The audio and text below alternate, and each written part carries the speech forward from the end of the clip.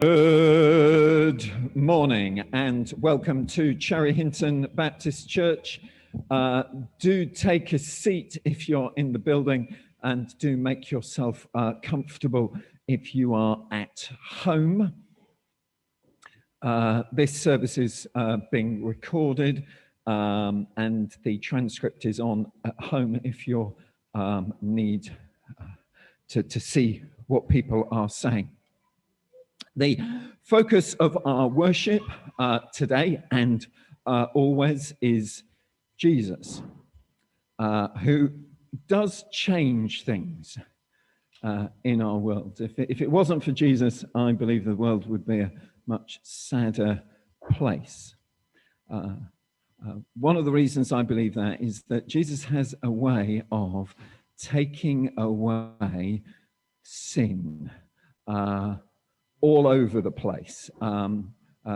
Just got a short story from John chapter 8 to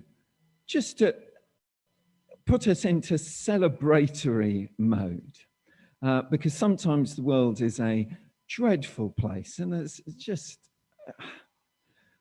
they caught a woman. Actually, it takes two. I think they caught a man and a woman who are having adultery. And it seems to me that the breakup of families is tragic. And it's been taking place, it was taking place 2,000 years ago, and it takes place now. And if you've been personally hurt by people being unfaithful, it's a real sadness. And incidentally, the way that Jesus takes away the sin of the world is he doesn't stop it forever, for all time, unfortunately. Sin and tragic things will continue to go on while this earth continues. The good news is that Jesus doesn't get pulled down by it. Because what they did, which is sort of, I see it in me, that this is what I would do, is I'd get really cross. And I'd think, think of the children, think of what you're doing. This is dreadful. And if I happen to know of a law that said you should stone such people, if I'd been really badly hurt, I might want to join in with that law. And actually, there are times where I get so cross. God, what are you going to do about this? I've been hurt, or other people have been hurt. So what are you going to do about it, God? And Jesus bent down and started to write on the ground with his finger. He didn't do anger. He didn't do judgment. He just, we don't know exactly what he wrote. And anyway, you can think about what. One of the things I quite like is that Jesus did a wiggly line, because the people that were throwing the stones, they wanted to draw a line and say, she's beyond the pale. And there's a line, and we stone people on that side of the line. And I think that Jesus did a wiggly line in the sand to say, you want me to draw a line, I'm going to do a wiggly one. And it's not obvious which side of the line. Anyway. However, they kept on questioning and saying, okay, what are you going to do about it? He straightened up and he said, okay, you can kill her. Except for Jesus didn't do that. Hurrah! Jesus said, let any one of you who is without sin be the first to chuck a stone at her. And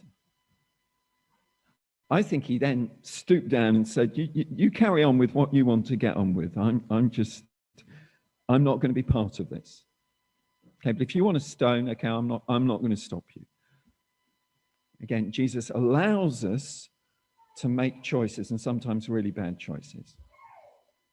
Fortunately, though, the grace of Jesus is catching.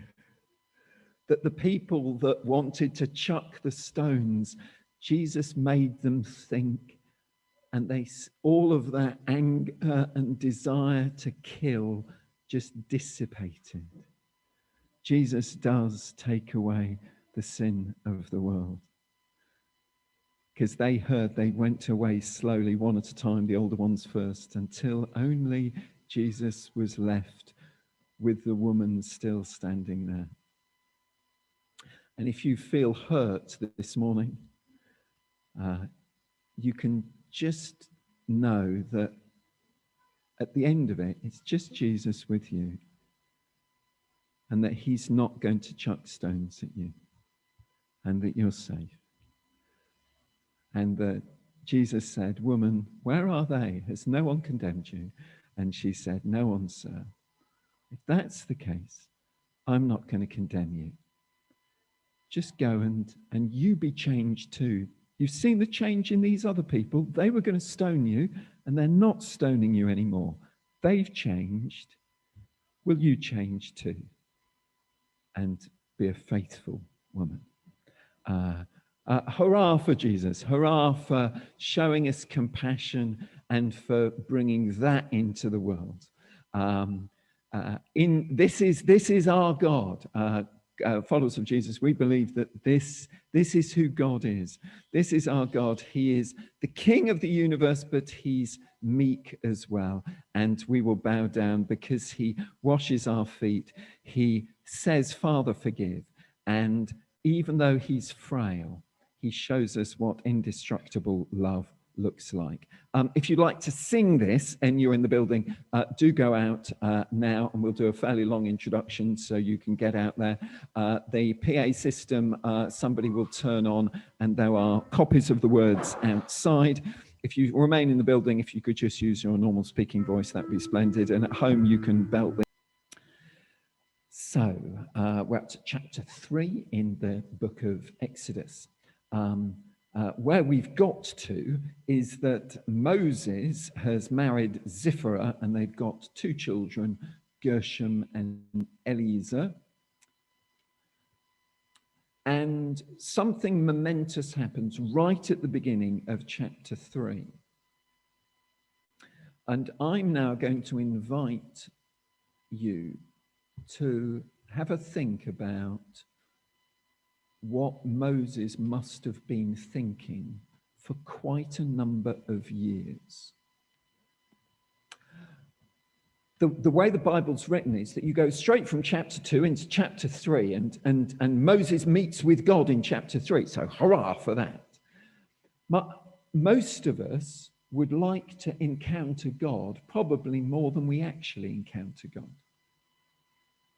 And that, well, that's my experience, and I believe that there are members of this church that feel the way I do. Is that what Wendy was saying is that her experience of God wasn't what she expected. God felt distant.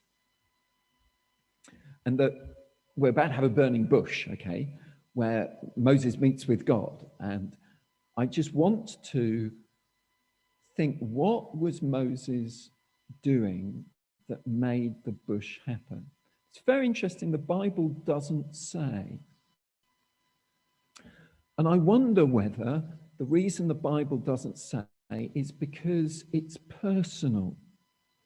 The way in which Moses was thinking and seeking after God was Moses's way. The way in which Wendy seeks after God is down to Wendy, and the way Lee seeks after God is down to Lee. So I think that that's possibly a reason why it isn't given. However, I think that there are clues in the story. And I think that there are very good reasons why Moses, I think, at the end of chapter 2, was feeling a long way from God. He had killed an Egyptian who had abused somebody in his family. And I think that, you know, that story I began at the beginning of the service is something bad had happened, namely the woman was caught in adultery, and people felt something ought to be done about this. And basically the only thing they could think of was to chuck stones. Because something bad had happened, and they were absolutely right that something bad had happened. What they were wrong about was what you do about it. The chucking of the stones was what you don't do. So again, Moses was a good guy in a way in chapter 2, is that he'd seen something bad happening. He'd seen Egyptians harshly treating Hebrew slaves. And partly, Moses knew that they were his family. If you just make sure that, oh yes, he's up with me. You're doing well, Tim. Thank you very much indeed. So he knew that his father was called Amram, and he was Hebrew, and therefore it was his family that were getting hurt. And he felt something ought to be done about this, and therefore he killed the Egyptian. The only problem is that was a disaster, because prior to him killing the Egyptian, he had immense possibility that he might be able to do something about this. He was living in the palace of Pharaoh. He had the ear of Pharaoh. He could have been a peace ambassador for the Hebrew slaves. And because he'd killed an Egyptian, he was disowned by his Egyptian family. So his intentions were good, but he made things worse. And I think that may strike a chord with us, is when we face a problem that sometimes we think that it's just going to, we do something, but it gets worse. Anyway, I think that he'd had a lot of time to consider that big mistake that he'd made. And maybe he thought, well, was there an alternative? And I wonder whether he thought back his family tree. Amram's father was a guy called Kohath, and Kohath's father was Levi. Levi, who, by the way, was the son, and we'll get to that in a moment, of Jacob, one of the sons. And there's not that much known about Levi. One of the few things that we know about Levi is that he and his brother Simeon, I think, I forgot to write that down. Anyway, Levi and one of his brothers, I think it was Simeon, killed those who raped his sister Dinah. And he got well told off for this by his dad, Jacob, because Jacob wanted to be a peacemaker, because he'd understood something about what it was to be a follower of Yahweh, follower of the Lord God. And that he had an inkling that because Jacob's grandfather, Abraham, had got this calling to be a blessing to all nations, I think that Jacob knew that if another grouping, another nation hurts you, just wiping them out isn't a good idea. So actually, Levi did the wrong thing in his father's eyes by just killing all those who'd raped his, the person that had raped his sister, and also the rest of that guy's family. I wonder whether Moses was thinking about this in the desert and thinking, well, I only did what my great-grandfather Levi would have done. What alternative did I have? So I think he then went back and he thought about Jacob. Maybe he thought about Jacob being reconciled to his brother Esau and thought, I wonder how you do that reconciliation. And he went back to Isaac, and then he went back to Abraham. Now, Abraham had two things in terms of when things go wrong in the Abraham story that I think he may have thought of. He thought, well, wait a minute, the fact that my great-grandfather Levi killed everybody, I think that was because Levi's great-grandfather Abraham witnessed what God did to Sodom and Gomorrah. He witnessed the fire and the sulfur coming down on Sodom and Gomorrah. So he thought, well, I'm only sort of doing what the God of Abraham would have done. Because he thought, well, That's what you do when people do bad things. But Abraham had got another bit of in his story, which was, how do we communicate with a God who takes sin very, very seriously? And Sodom and Gomorrah did go up in smoke because it was just so utterly dreadful. Whether that was self-inflicted or whether it was completely God coming down, I leave for you to decide. But there was a thing that was in the back of Abraham's mind, is that, well, if God needs to do some killing to get rid of sin, maybe Abraham thought that maybe God is calling me to do that. And I wonder whether that was behind this thing that Abraham wanted to kill, felt that God was telling him to kill his son, Isaac. And he takes fire. The reason, incidentally, I've thought back to Sodom and Gomorrah and the issue with Isaac is they're the only two places prior to Exodus chapter 3 where fire is mentioned in the Bible. It's the fire that comes down from God on Sodom and Gomorrah. And there's the fire that Abraham takes when he's about to sacrifice his son. Takes the fire because he's going to burn up his son's body. And I think that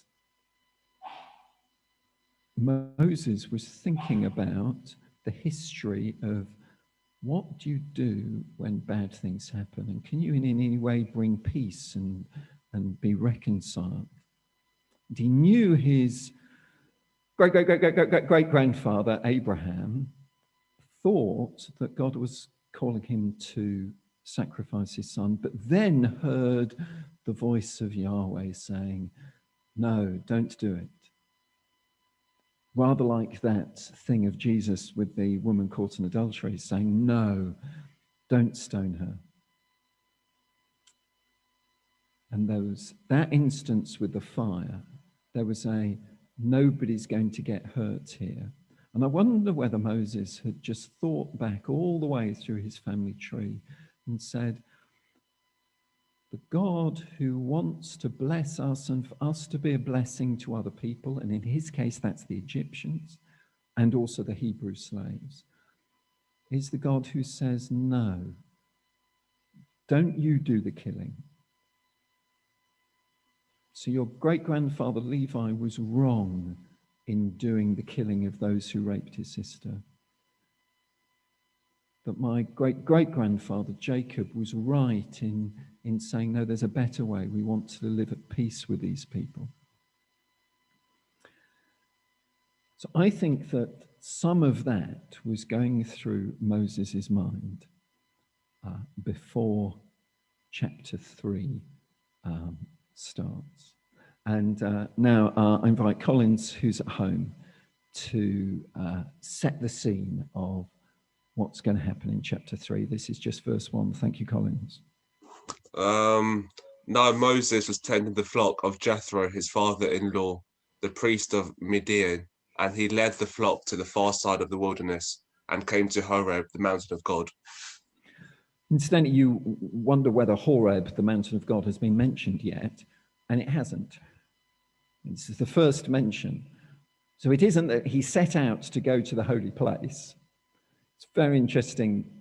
He sets out not knowing where he's going, doesn't know that this is going to be a particularly holy place, but in retrospect finds that it was the holy place.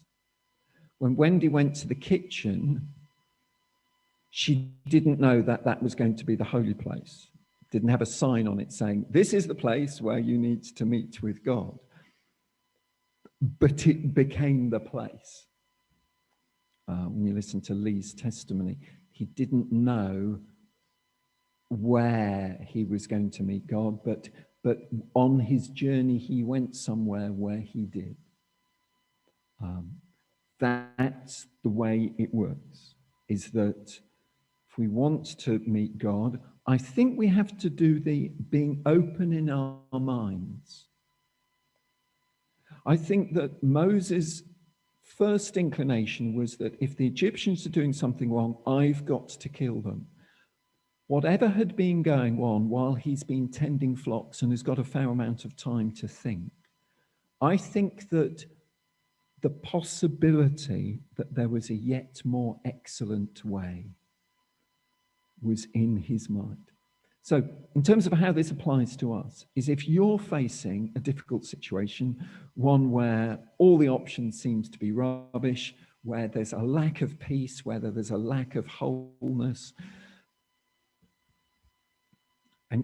and your ways of dealing with the situation don't seem to work, I would encourage you to just seek a better way, not knowing at this stage what the better way is. And then this happens. Thanks, Collins. There, the angel of the Lord appeared to him in flames of fire from within a bush. Moses saw that though the bush was on fire, it did not burn up. Okay, and this is the sign of the burning bush. There's fire, but it isn't destroying things. There's no killing going on here. But there's the power, there's the fire, but it's a fire that cleanses without destroying. That's the good news. So whatever situation you're in, is that where your reaction is, oh, we just need to get rid of them, or get rid of this, or get rid of that, is that we turn to God and are open to the possibility that there is a way that good may prevail, but it's one where there is, here, there's no destruction. Now, I know that later on in the book of Exodus, there is some judgment that the firstborn of the Egyptians do get killed. I believe that the sign at the beginning is of a fire that doesn't harm. I think that there is an ultimate judgment that happens in Exodus, as it happens in all life, is that God offers us life in all its fullness. And if we want death, God offers us life. But if we want death, God offers us life. And possibly after 10 iterations of this, we want death. Well, that's the Egyptians just get what they want. That's how they want to deal with things, and they've been offered life. But the power of God is mostly seen in a fire that does not destroy. I'd like to pause and think therefore of the burning bush. If you, this is really quiet, probably just sitting quietly, is the way in which I'd do this if I was in the building. But if you want to go outside and sing this, you are most...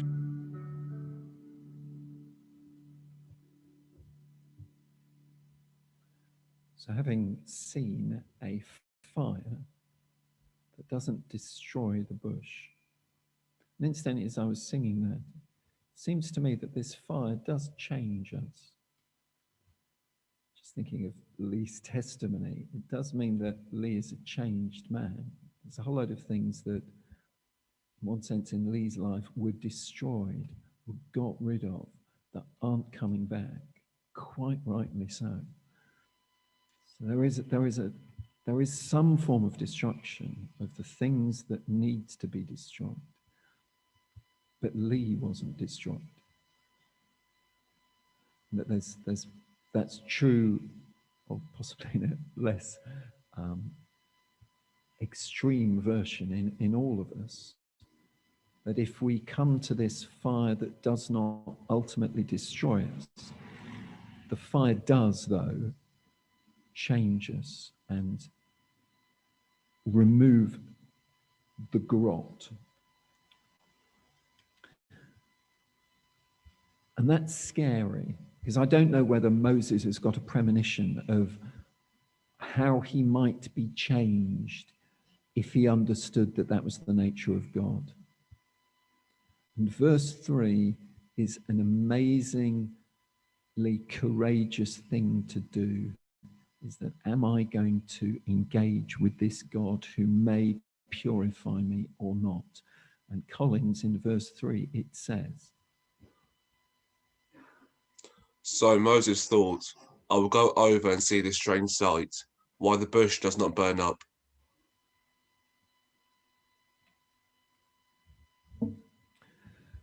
okay, so he's going to engage with this strange sight.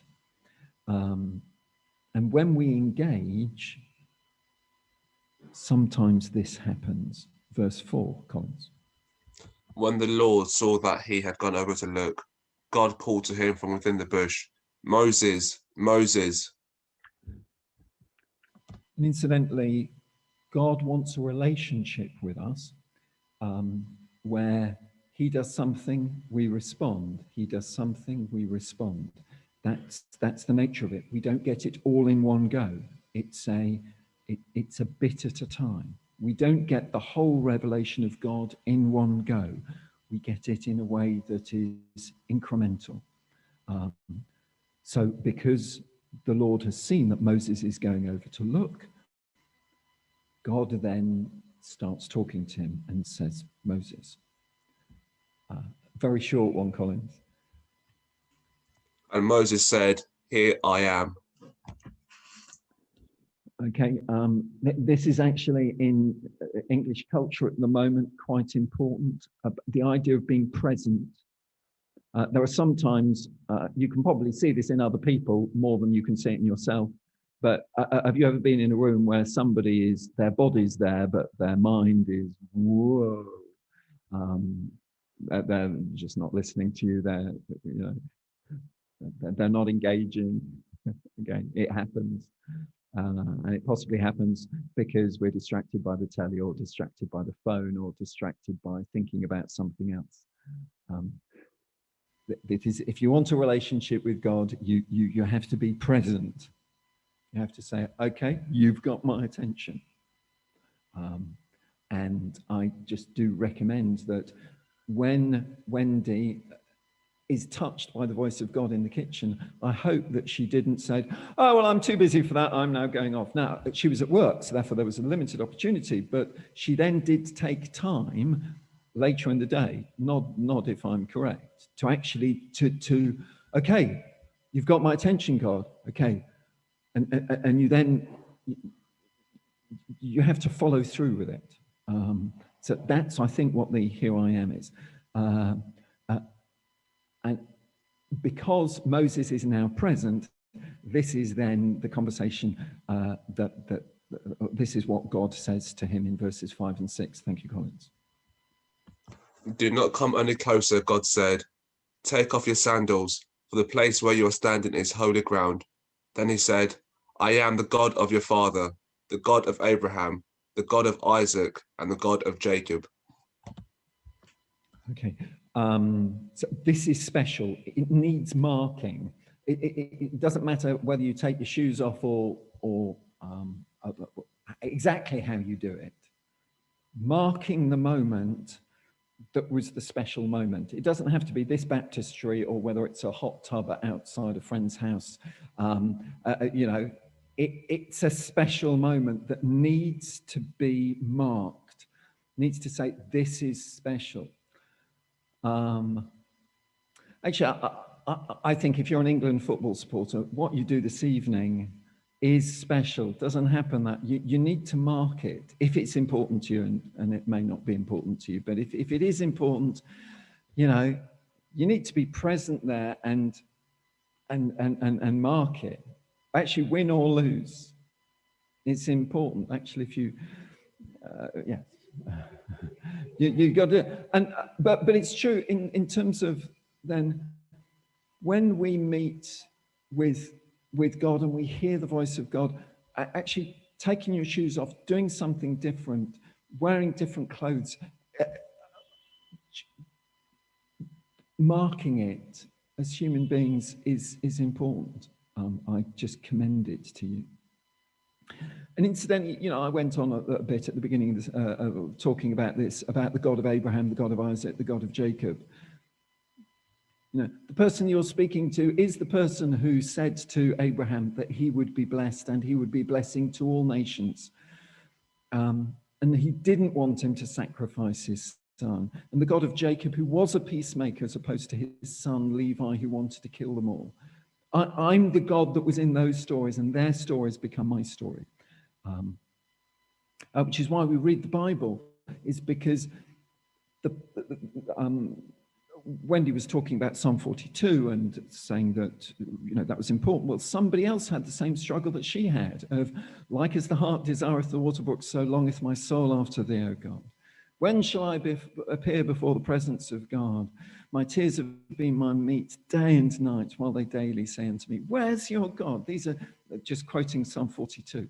It was true for somebody about 3,000 years ago, and it was true for Wendy, and I go back to that psalm. The reason I recommended it to Wendy is because that's the one I go to when God feels distant. Why art thou so heavy, O my soul? Why are you so disquieted within me? Come on, Nick, put your trust in God. I will yet give him thanks, who is the help of my countenance and my God. So there were, Psalm 42 is one that I live with. And the history of people that have gone before us, their struggles with God, become, that's my story. That's how Christian testimony works. This is very interesting, what Moses does next. Thank you, Collins.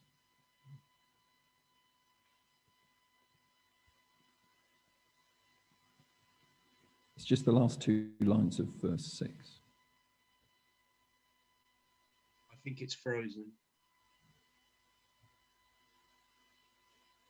I think his screen is frozen. Okay, if that's the case, it just is at this. Moses hid his face because he was afraid to look at God. I found that one a little bit difficult. The best explanation I can come up with as to what's going on here is that if I'm having a conversation with somebody, I look at them, they look at me. And the reason why I'm looking at Jessica at the moment is because, so I'm saying something to Jessica, and Jessica's going to say something to me, and I'm going to say something that we're doing that. Basically, Moses doesn't feel he's got much to contribute in this. He's just hearing what God is saying, and he's waiting for God to say more. He hasn't got anything, he can't respond to God and tell, oh yeah, I know what you mean, God. Yeah, absolutely. That's the way. He's just saying, He's in listening mode. And I think that being in listening mode with God is such a good idea. Okay,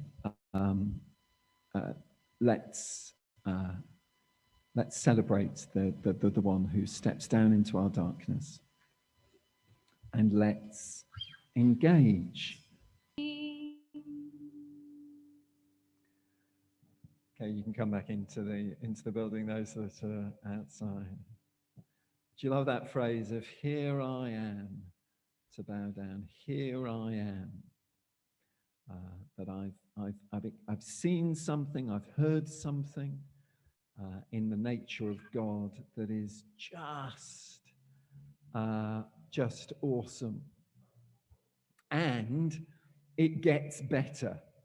I hope that Collins is back on, because these are my favorite 4 things in this passage. I mean, it's wonderful that the flame doesn't consume the bush, but this is what God says about seeing, about hearing, about knowing at a deep level, and coming down.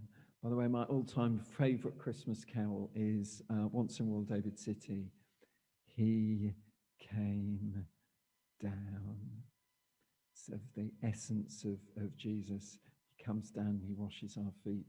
This is why I'm a Christian, why I'm a follower of Jesus, is because I know that there's a God who sees, who hears, who knows, and comes down.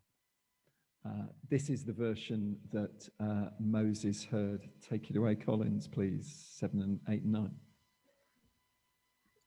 The Lord said, I have indeed seen the misery of my people in Egypt. I have heard them crying out because of their slave drivers, and I am concerned about their suffering. So I have come down to rescue them from the hand of the Egyptians, and to bring them up out of the land into a good and spacious land, a land flowing with milk and honey, the home of the Canaanites, Hittites, Amorites, Perizzites, Hivites, and Jebusites. That's Yeah. not bad at all. Yes. Okay, so give him a round of applause. Thank you very much. Dear. And the coming down to rescue them. There's something good's going to take place, which is absolutely marvelous. He sees, he hears, he knows, he comes down. Moses, as though, isn't quite sure how this is going to work out. So 9, 10, 11, and 12, please. Thank you, Collins. And now the cry of the Israelites has reached me, and I have seen the way the Egyptians are oppressing them. So now go, I'm sending you to Pharaoh to bring my people with the Israelites out of Egypt. But Moses said to God, who am I that I should go to Pharaoh and bring the Israelites out of Egypt? And God said, I will be with you. Okay, so when we hear the voice of God, it has a cleansing effect on us, which is absolutely marvelous. And we know that God sees, hears, and knows and is coming down and is going to do something about it. And when we say, yeah, but how's that going to work out? God says, I'm coming down. I'll be with you. And that is the good news that we have throughout the Bible, that God is. May you know the blessing of doing no harm, being a fire that doesn't destroy. May you know the blessing of being known and heard and seen by your Heavenly Father. May you know the blessing of finding the God who comes down. And may you know the blessing then of giving God your full attention today and every day, forever. Amen. Amen.